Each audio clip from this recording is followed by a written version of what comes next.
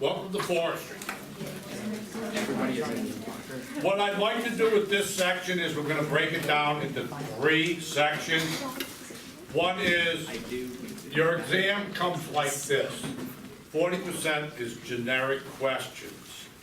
So the stuff we're going to talk about in the first section are major clues on some of them.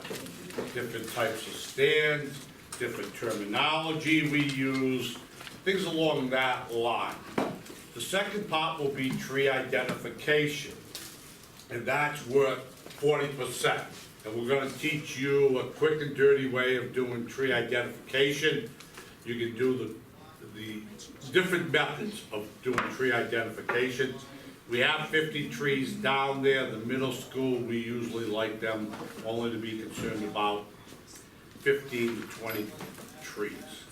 Most of the trees that we'll do is based on the site, so there's a strong possibility if we go to a certain site and it's around a field, and you know up front what site we're going to use, then you can pretty much determine what you want to look at.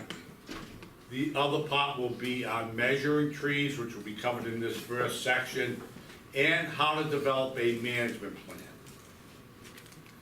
We're basically looking at trying to introduce you to the terms we use, what a forester is, the stand.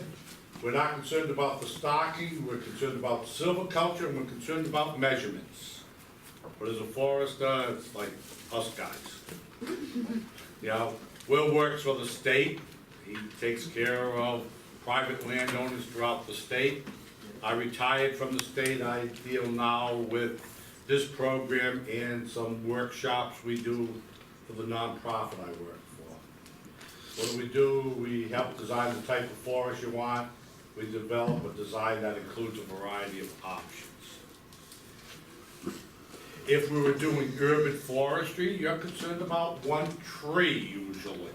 What we're looking at is a group of trees or a stand of trees. Now, all trees are not the same species. They grow in different sites. I'm sure all that great stuff you learned in soils. Some sites are wet, some sites are dry, some are sandy, some are silty. So we will find different trees grow in different areas. We don't manage them the same way. So we have multiple stands of trees and they constitute a forest. On these stands, they both look different. This is on that side. We got a stand of white pine here, probably planted, it looks like, and mixed hardwoods here. 2 totally different sites, different soils, different shade tolerances for the different species here, and you're going to manage it differently.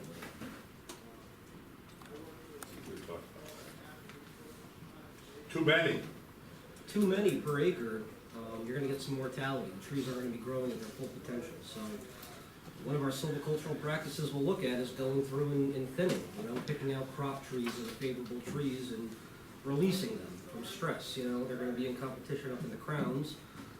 And we'll touch upon that. And actually, if we showed this stand to a wildlife biologist, they'd have a cardiac. Yeah. They'd have a heart attack. They couldn't take it. A group of all white pine, to them, it doesn't, to us it's great. We can thin it out, we can sell it for pulpwood, we can sell it for a whole variety of things. We can grow bigger trees, we can do all sorts of stuff. To them, there's very little wildlife value. It looks nice, it looks almost like a park. This is a plantation. So they would want something different done with that. And then we have this problem. Now, they would look at this and say, this is a great stand. I got dead trees out there, I got a lot of cover, I got a lot of things going on out here. And poor Will, he just couldn't take it. He wouldn't be able to take it. And that's a well-stocked stand. We have a whole combination of different things out here. The trees are getting bigger. We got some understory things coming in. We got this stuff on the ground that's called coarse woody debris. It's falling apart. It gives good habitat for wildlife. It also returns nutrients back to the area. We live as foresters at 4.5 feet. 54 inches off the ground. That's called our diameter at breast height. DBH is an important term. That might show up as a question, I think. So we have to be concerned about 4.5 feet. And we measure our diameter of our trees out there or just our regular programs. And we also measure it at that height if we're selling it for timber. We're just concerned about tree diameter. We're not gonna get you guys on other things. We wanna look at crown classes. Instead of just saying we got a bunch of big trees, when you write your management scheme, it might be, you know, the forester might get excited if they put down, we have some dominant trees, particularly a dominant oak tree with the species, so that you actually paid attention to us. And you might notice in a forest, you know, you might have oaks being a dominant species, because maybe after a fire, the oaks, you know, grew there because they had a lot of sunlight, which oaks like, and then maybe after some maple came in that's more shade tolerant, and they're in the co-dominant size class. So look to the past also when you're thinking about all this stuff. Tree diameter, DBH, that's what we're interested in. We need it for volumes, we need it for other things. Well, Yeah, this is where we measure with the Biltmore stick, 4.5 feet. Not at 2 feet, not at 6 feet, Right. 4.5 feet. It's gonna be different on everyone. Generally, it's referred to as diameter at breast height. when we have the middle schools, they'll use a diameter tape, which is calibrated purely for diameter. A hook. Maybe you guys will use it. We'll use it outside.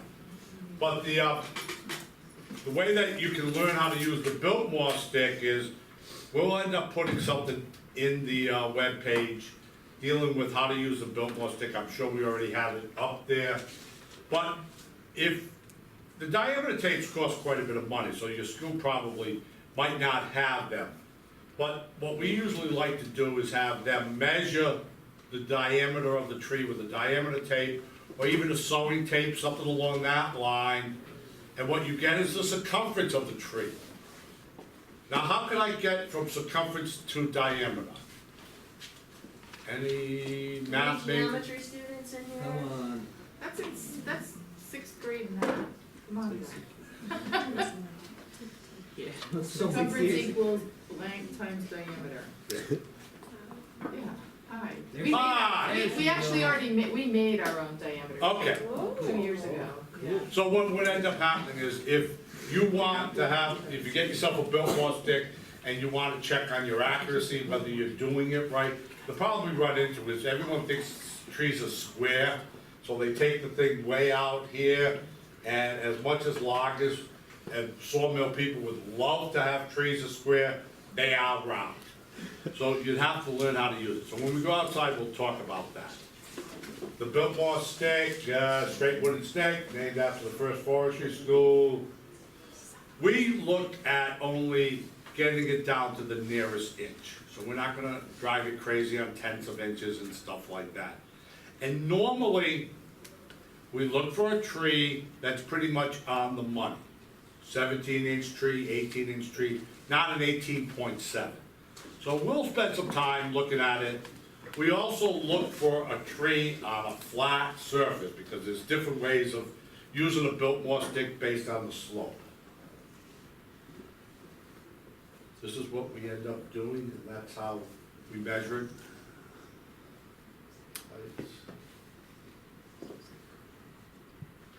Learning the term of silviculture is important. Will and I want to be in business. Management schemes.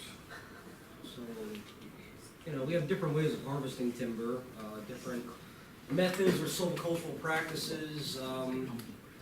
You know, for instance, single tree selection, we're gonna go through and reduce the stocking by, 20% or something. Essentially, what we wanna do is increase the quantity and quality of future timber products. So if we have a crop tree right here, nice straight, we'll say sugar maple, in this tree here, this co-dominant or intermediate sugar maple is in competition with it, we might want to remove this tree, that way we can increase the growth rate of that tree. So we go through and, as a forester, I'd go through and mark trees to be removed, and then the logger would come through and do so. So that's single tree selection. There is some trees marked. Yeah. I didn't notice that last time. Again, some single tree selection in a pine stand. Pines are, sometimes susceptible to wind throw. You don't wanna, go through and thin too much, yes? Would you say that's the method of harvesting usually used in Rhode Island? We're starting to see clear cuts come in a little bit more for wildlife, New England cottontail, I think it is, they're trying to get back. But yeah, a lot of times, for what I do running the Farm Forest Open Space Program, these private forest landowners have to implement their management plan, which a lot of it is, thinning their forest, which is, mostly single tree selection for their firewood use, or, every 20 years they might do commercial timber harvest, but yeah, it's used a lot when you're trying to do a timber stand improvement, to improve that quality of timber to be harvested in the future. But your regular homeowner, the numbers are astronomical. Let's say there's 36,000 forest landowners in Rhode Island. There's 25,000 of them own 10 acres or less. Will they have a timber sale? Yes, no, maybe. But somewhere along the line, they're gonna go cut firewood and things like that. They will use a single tree selection very frequently to get their 5-6 cords of firewood, and they'll look at a variety of trees, whether crooked trees or dead trees. They'll make their selections based on that. Maybe some of the species, maybe how easy it is to fall, the size, and how close it is to their house. So they'll make a whole variety of things, but a lot of them will use single tree selection. Patch cutting, that's gaining some traction. It's been around for a long time, but it's used for creating different forest age classes. Wildlife like a patchwork of early successional forest with some 15-year-old forest with some 30-year-old forest.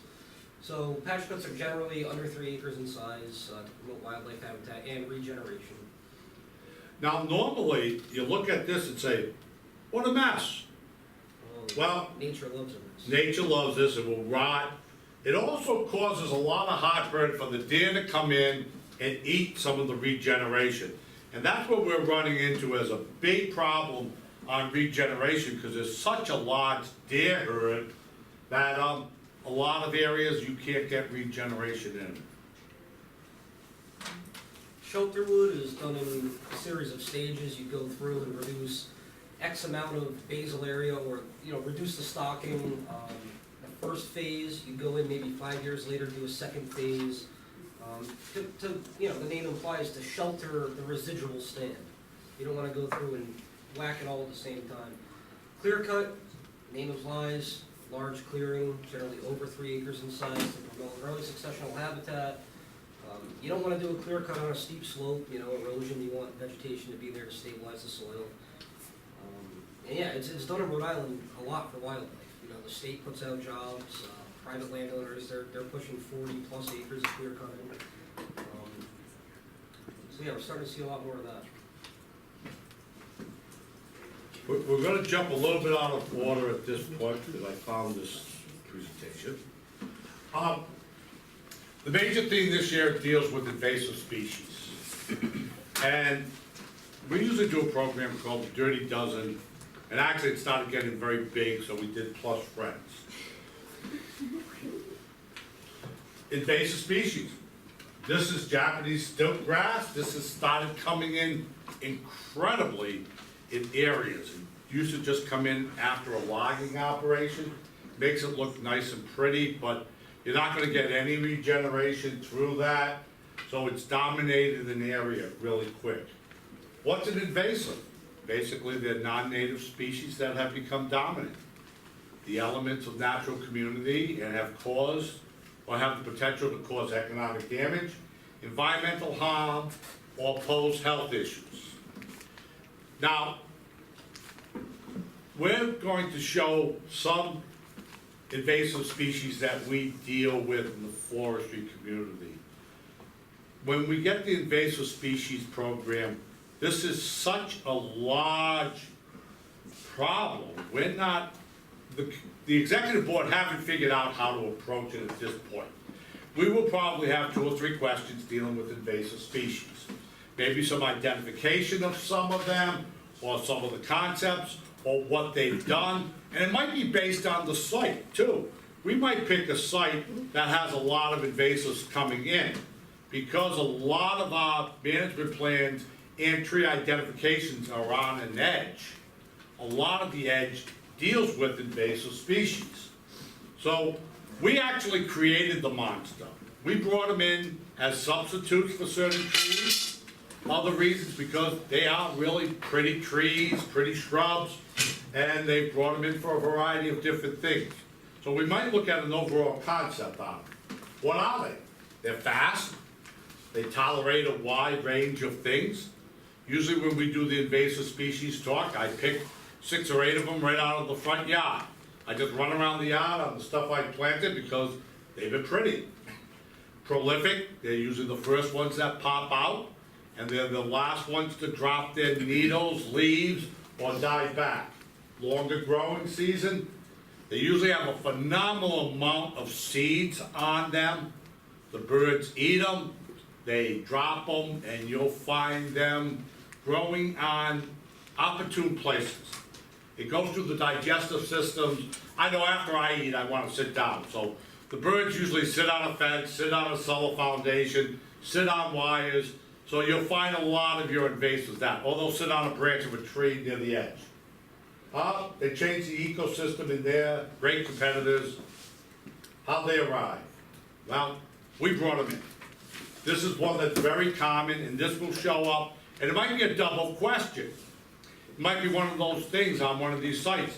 Yeah, identify this tree, and is this tree an invasive species? This is a Norway maple. Very common, planted it like crazy in the urban environment. When the Dutch elm disease came in and wiped out the elms, they planted Norways, and Norways did exactly what it claimed to do. It really stood the ground, worked very well, dominated an area very fast, and spread a lot of seeds. Ailanthus is the tree of heaven, vacant lot tree, railroad tree. If you cut it down, it can grow 7 to 8 feet in 1 year. It dominates areas. Tree of heaven is one of the slangs for it. Garlic mustard, we might find a site. This one, Roundup doesn't work on it. It's coming back as a species that people are pushing now in your salads.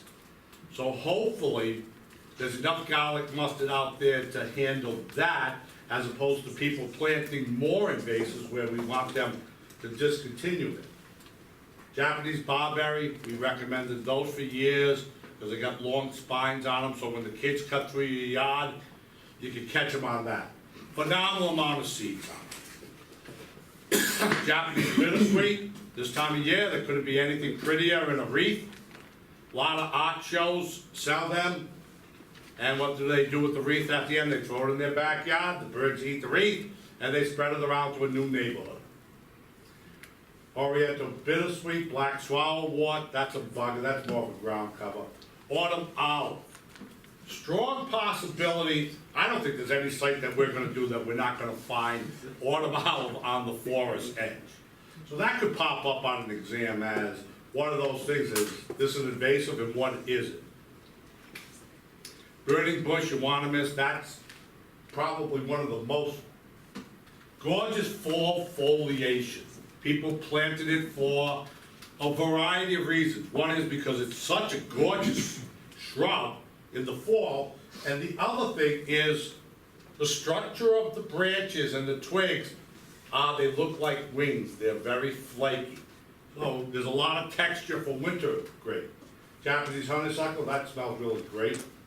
Japanese knotweed, that could show up on the side. That will grow 15, 20 feet high, dominate an area, very prolific on the seeds, usually a lot of times on the roadways. So if the seeds drop and you get water running down the highway, it's gonna show up in another area. So that's in flower, and if you look at that, all those flowers are gonna produce seeds. Yes, So there's gonna be lots of seeds. thousands and thousands of them. Multiflorals, and the forestry group recommended planting the autumn olive NRCS or Jillian and the soil people next door, before Jillian's time, recommended multi-floor rows, it protected us from the dust bowl, and it's multiplied. European buckthorn, that's really common around here, a lot of seed source with that. And then we'll skip this. These tree ID books or pamphlets are published by the Arbor Day Foundation. Get familiar with these. Paul's gonna mention, look at Paul's, I just got them off on page He's 6. got sticky notes all over this thing, so he doesn't have to go back to page 6. So why don't we all turn to page 6?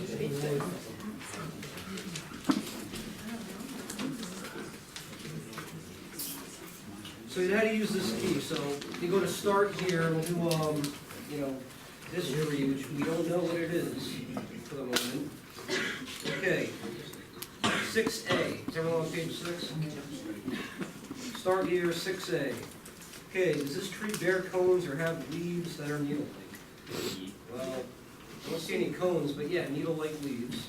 Okay, so if we go yes, we go to 7D. Okay.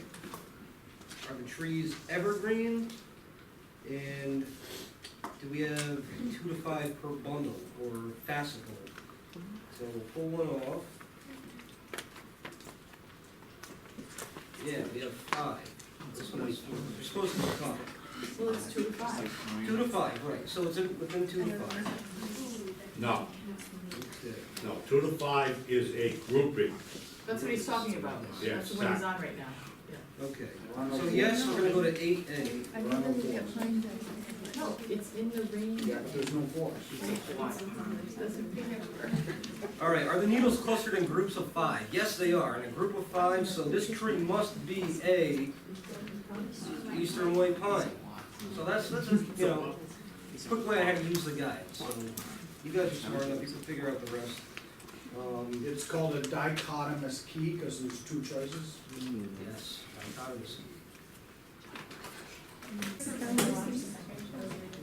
Break them down. Yeah,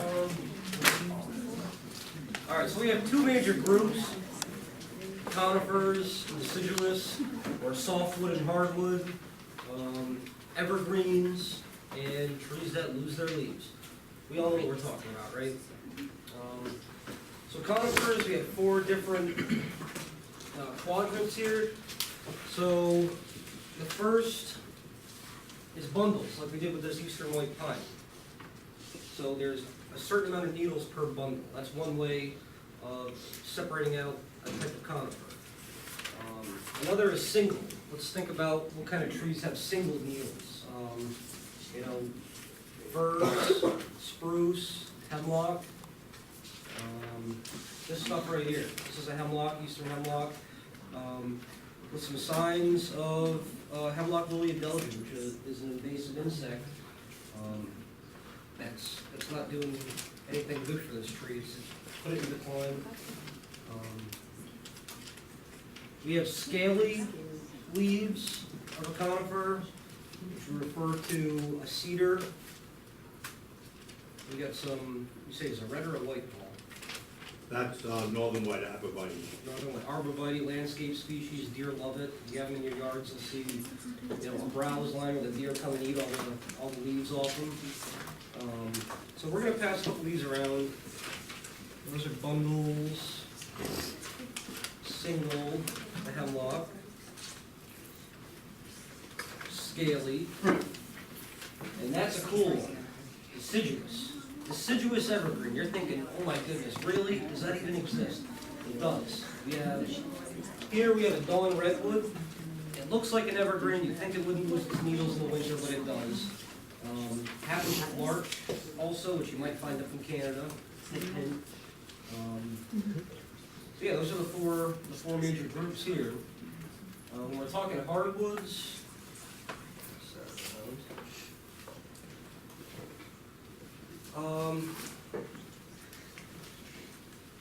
so you got opposite and alternate. Try to remember mad horse, maple, ash, dogwood, and horse chestnut are all opposite branches.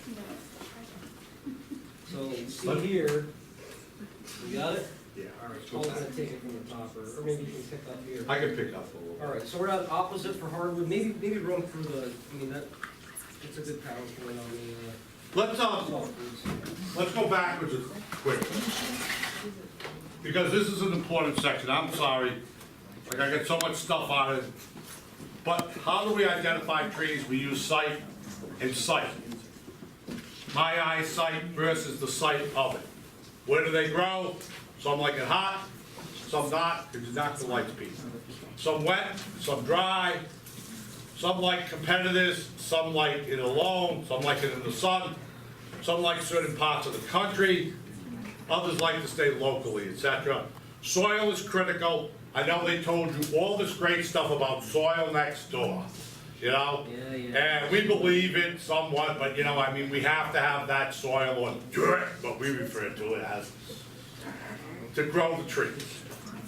They don't like that, Joe. Don't say that too loud. I know, exactly. Don't come in. What do I use when I identify a tree?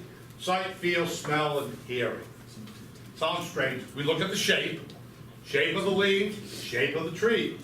Whether it's got leaves or needles. What does the fruit look like? What does it smell like? Which sounds kind of hokey, but there are certain trees, like we have a black cherry here that has a horrible smell. But if we find a black birch or a yellow birch outside, we'll end up having a nice wintergreen smell. The arrangement of the branches of the leaves and the bark and the color. What we're concerned mostly what Will had referred to is that major group of the conifers. Their major topic is they are gymnosperms. The other ones, which are basically the deciduous ones, are angiosperms. So what we're concerned about is the genus and the species. We're gonna only ask you the common name. We're not gonna ask you the Latin name on this stuff. Because then we have to look it up in the book to figure it out what it is. Once again, bundles. And you looked at the book, they come in different bundles. How I actually do them is, I ran a management area and I did a lot of work with little kids, 2nd, 3rd grades. So in order for me to remember it, to teach it to them, I ended up having little catchphrases. So my white pine had 5 needles, W-H-I-T-E. My red pine I remembered as R-P, had 2 needles. My pitch pine, I thought of a product that comes from pitch, which is tar, T-A-R. Or I pitch you 3 strikes and you're out. And pitch pine grows in a sandy area, usually after a fire or something. Scotch pine, if I drink too much scotch, I'm twisted, and the needles are twisted. Yeah, for 2nd graders. Yeah, that was a tough one on the 2nd grade, because the other one is to remember it as a beer and a shot. So I don't use that a lot with 2nd grade. Luckily, I don't have a lot of scotch pines. My second group is what Will had talked about, is the Dawn redwood, the larch, the tamarack, etc. Great tree, but it's a deciduous evergreen. It sheds its needles, but it's got some beautiful coloration when the fall comes along. The larch comes in a world of needles. Once again, it's a beautiful coloration. Usually it's found as a West Coast species. There's the European, the American larch. If we have a larch on the site, larch is acceptable. Dawn redwood, gorgeous tree. Grows very well out here. Our group 3 is a big group. This is mostly our single needles, our spruces, our firs, our hemlocks. And one of the ones you can remember is spiny spruce and friendly firs. White spruce, usually used for a Christmas tree around here. Even though they're not native species, they've been pretty much naturalized, used a lot in our landscape around here. So this is the Norway spruce, Colorado blues, add quite a bit to a landscape. Very beautiful looking tree. We're not going to deal with it. No. hemlock.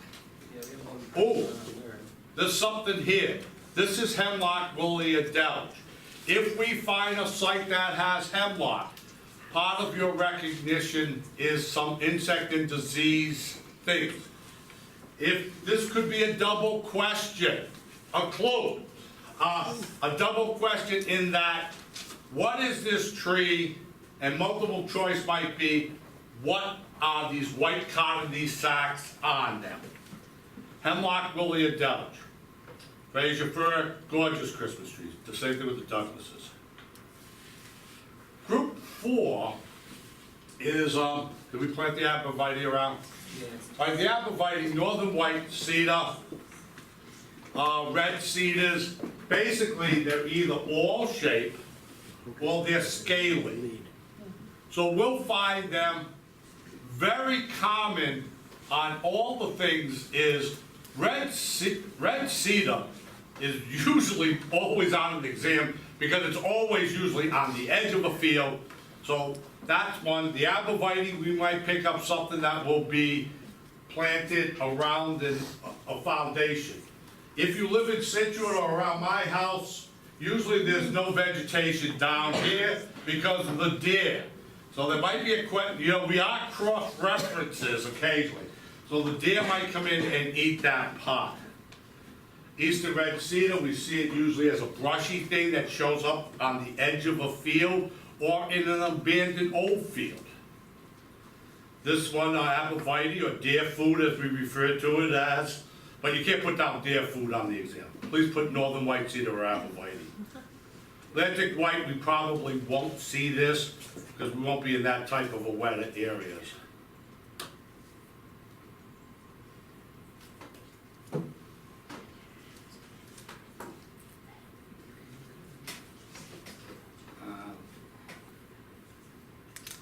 There we go. Group 5, we've jumped over into the hardwoods. First thing I want to point out is arrangement of the branching or the leaves. Opposite, there's certain things, and that's why I like breaking down the book into sections. I go into an opposite arrangement. I get a tree like this. Boom, opposite, opposite, opposite. It sticks right out. So if you're looking at any type of a maple, you follow a branch out, opposite, opposite, opposite. So usually with the opposite arrangement on single leaves, if we start seeing that, first thing I think is maples or dogwoods. And maples are another one, they're a smart tree. 3 major points in the red maples, R-E-D spells its name. Sugar maple has 5 major points, S-U-G-A-R. But Norway, which has 6 letters, actually has 5 points too. One of the ways we take the difference in between sugar and Norway is usually if it's in a metropolitan area, it's a Norway, which is not scientific. There might be a better way scientifically of describing that. Yeah, well, a lot of times you can pull a leaf off, the stem of the leaf or the petiole, you can squeeze the base where it's attached to the main stem, and if milky sap comes out, that's a Norway. Aren't the notches shallower? Yeah, well, I'd like to think about it as sometimes the leaves are wider than they are tall. With the Norway, kind of like a palm, they're wider, tall. The sugars also have points that kind of point down Right. the lobes there. And A lot this- of times they'll get tar spot too. That's the Norway maples, you know, very common. You get tar spotted maple on Norway a lot. And what's referred to as the fruit or the seed is the sonona. And with the sugar, it's like this. With the Norway, it's broad and it just kind of floats down and say, where can I invade next? So it flutters around a lot more. That's the thing that you put on your nose, that's the helicopter. That's a technical term, the helicopter thing that you put on your nose. Very technical. Very technical. Red maple, the names of the trees and shrubs, etc., are usually named after some coloration, some other reason, you know. Red maple, obviously, besides spelling out its name. the coloration of it. Shagbark hickory, shaggy bark, etc. I mean, there's some slang on other stuff called whitewoods, things like that. We looked at the difference in between the Norways. Like I said, the helicopter is wider. The bottom on the shigger is a little bit flatter. Those come down. Compound leaf. What's a compound leaf looks like? It's basically, that's a whole leaf. So this is one leaf, 2 minutes. 2 and minutes. it's 4 leaflets on it at this point. Probably should have 5 leaflets, Take a peek. or even 7. But yeah, it's a compound leaf. This is one leaf with multiple leaflets. And that is a group of, that's a different one, but opposite compound leaf, I'd be worried about it being an ash or a horse chestnut. Remember mad horses. Maples, ash, dogwoods, and horse chestnuts are opposite arrangement. Sometimes my viburnums, which would be blueberries, huckleberries, things like that, will be opposite arrangement too. Group 6, it's, show the black cherry please. It's a, maybe it's out on the bottom. It's an alternate arrangement. This is a massive group. Yeah, we're gonna pass this one around. Scratch it with your thumbnail on the twig. You remember the smell You forever. remember the smell? Give it a whiff. That's one way you can And tell. this is a huge group, so there's no easy way I can teach you Yeah, that's an until you excellent- really know Yeah, it. that's a tent caterpillar right there. Yes, yes, that has a lot of stuff going on. Besides the smell, it has at least a 10 caterpillar. I picked it just for that. All right, so So everybody's there. yeah, Aspens, beeches, birches, chestnuts, oaks. oaks, crab apples. The chestnut I mean is not the horse chestnut, that's the American chestnut, which shows up as a common species too. Usually we identify it by its sawtooth leaf and a bunch of dead snags around it. Oaks, hawthorns, hickories, there's a whole slew. We'll talk about some of the differences, etc., when we go outside. Compound leaves, alternate arrangements. One time with the compound leaves, Allianthus, the tree of heaven is out there. Black walnut, butternuts, hickory, locust. There they are. Any questions? If not, you can ask them when we're outside. A short break, then outside.